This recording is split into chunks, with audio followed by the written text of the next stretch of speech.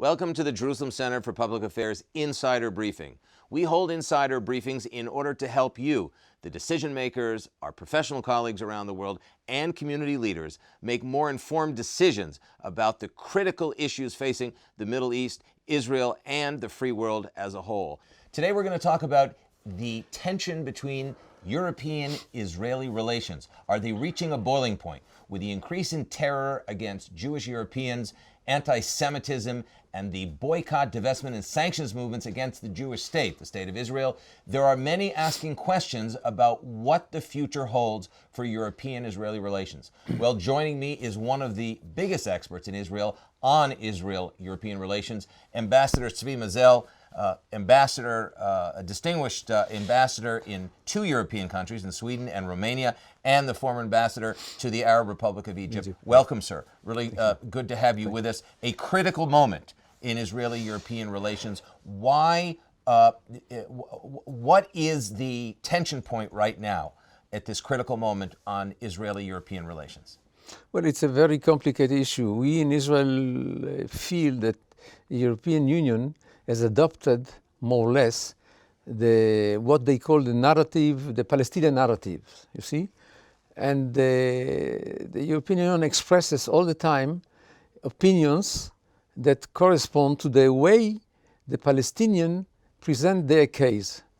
While there is a very complicated conflict between us, very complicated and difficult. And one should understand, first of all, and know what's going on, when and where it started, and then you can deal with it. But I think that a long time ago, under the pressure of the Arabs, of oil at the time in around 73, after during the Yom Kippur War, when the Arab war that imposed an embargo on oil, Europe started changing its opinion because they felt Israel was probably a small country, only one Jewish country, and in front of it there was at least 22 Arab countries with the oil, with political pressure, with possible terrorism, and they started changing. Now let's take that change, Ambassador Mazel, today. Just a moment. So it's rooted now in the way of thinking of the European.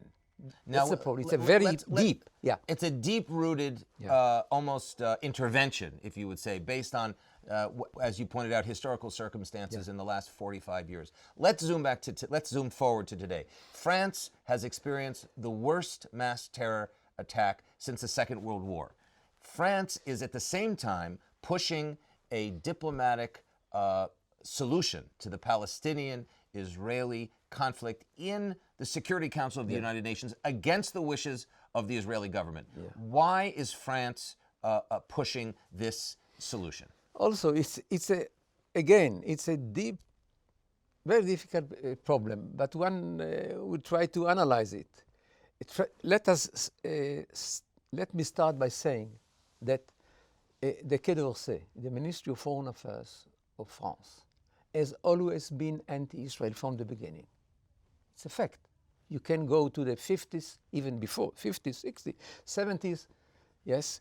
At that time, in the 50s, the 60s, there were quite good relations between us and France. But the Quai d'Orsay, the Ministry of Foreign Affairs, under the pressure of so many Arab countries, by tradition and good relations and presence of France in Syria and Lebanon and North Africa, they were always against Israel. Now, at a certain time, de Gaulle changed its policy of good relation and gave support to the Quai d'Orsay, and everything has started to change completely. Now, France, in the same time, under the pressure of Muslim immigration, very big, important Muslim immigration. Now there are in France about 7 to 8 million Muslims, so it weighs on its policy. They have started to adopt what we call multilateral way of seeing things, multilateral politics, multilateral way of living in Europe. So France is not anymore a French country with a Judeo-Christian tradition, but multicultural, and there is a very important presence of Islam. And Islam does not come directly from the Bible. Islam is a completely different religion. And so France entered into the Muslim world, became friend to the Muslim countries, also by tradition, by current situation, and they prefer to accept the Palestinian narrative almost completely, and to put Israel aside, because Israel has not the same levels of pressure on France, like the Palestinian. So we have here, again, a deep problem that we have to think about it and to try to understand and to act if it's possible. But to his credit, though, Foreign Minister Fabius did come out against the boycott, divestment, and sanctions movement in public, which some were surprised about. Yes. How do you assess that? That seems to be a fairly reasonable position. Yeah, absolutely. Well, you're perfectly right. According to the law in France, there are some laws against boycott. They've been adopted quite some years ago, and so Fabius is against boycotting Israel, absolutely, and he said it, and there is a law. And may I mention the actor Dieudonné, a French actor from African origin, very anti-Semite. He was inciting against Israel through his playing in theaters, and he was put to trial and really condemned a few times. So that works very well, absolutely, and that's a positive side of France. But in the same time, yes, they put in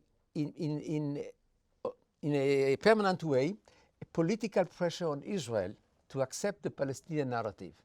On the political level, they prefer the Israelis and not the Palestinian and not the Israelis.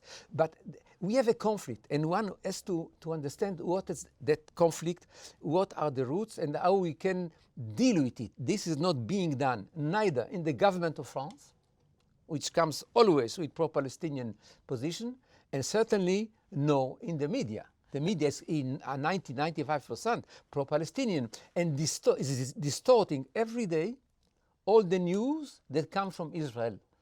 So we have a problem, a real difficult problem. How to solve it? Okay, we'll try.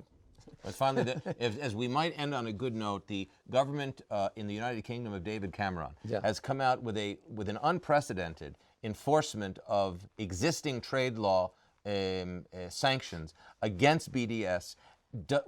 Would that, in your view, create a precedent for France and other Western European countries, and all the more so for Eastern European countries, against this, what they call an anti-Semitic, bigoted, racist campaign I of think BDS? it's an excellent precedent. So it means that in the United Kingdom, the government understood that the pressure on Israel pushed by the BDS has become so strong and really distorts the image of Israel, and it's practically a kind of a boycott. It's a call for a general boycott on Israel, that it should be changed, that it should be stopped, and this is excellent. And you are right. I think it will be kind of a precedent for all other European countries. On that occasion, I'd like to remind that as from the 50s, all the Arab world boycotted Israel, and also European and American companies that used to work with Israel, to stop, to isolate Israel, to boycott, and to finish with Israel. At a certain time, European countries and the United States, legiferated against the boycott of Israel by Arab countries. And was a big success. Since then, since the 70s, more or less, when all the laws came up, became valid, the Arab boycott in Europe, in the United States, stopped more or less. There is undercover boycott also. But now, when we see that European companies, try to boycott Israel because some young people from BDS, from far left, and Muslims come to them and tell them Israel is bad. What are they saying? Israel is bad. There is an occupation. Israel is oppressing the Palestinians. All this it's not reality. It's a big lie, but it is accepted, you see, because Israel is small, is the only Jewish state. And in front of it, you have all the Arab Muslim world, and Europe accepts it. And this is a very, very sad problem. So we have challenges in Europe, but we also have a pathway to progress, as you've noted, sir, in the UK decision and in some of the more recent statements of French senior officials. We have to leave it there for now. But Ambassador Mazel, I promise you that we will have you back. There are so many things to talk about. Let me add at least 2 or 3 sentences. 2 or 3 sentences for you. It's about time that European governments do not act only on the legal level, but also politically. They should enter into the conflict, understand it, and try to find the right way to deal with it between Israel and the Palestinians, and not to put all the pressure and not to blame all the time on Israel and give them always the right. The message of fair-handedness that needs to be taken. Thank you, Ambassador Mazel, former ambassador to Sweden, Romania, and the Arab Republic of Egypt. We'll see you again very soon on another edition of the Jerusalem Center for Public Affairs Insider Briefings.